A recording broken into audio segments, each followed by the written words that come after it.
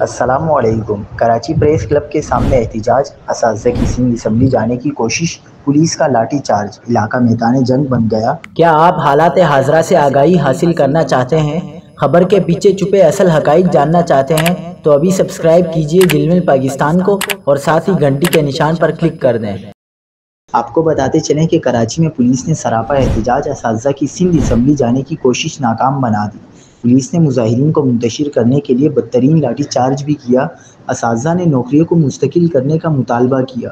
سندھ کے مختلف اضلاع سے آئے اساتذہ میں بڑی تعداد میں خواتین بھی شامل تھیں۔ احتجاج کے دوران اساتذہ نے حکومت سندھ کے خلاف نعرے بازی کی اور قائدین نے تقاریر بھی کی۔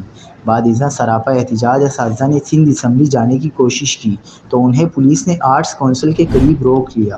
پولیس اور مظاہرین کے درمیان جھڑپ ہوئی اور پولیس کی جانب سے مظاہرین پر لاٹھی چارج کیا گیا اور انہیں منتشر کرنے کے لیے آنسو گیس اور واٹر کینن کا استعمال کیا گیا۔ اس دوران خواتین اساتذہ بھی لاٹھی چارج اور واٹر کینن کی زد میں آئیں۔ علاوہ ازیں پولیس نے متعدد اساتذہ کو گرفتار بھی کر لیا۔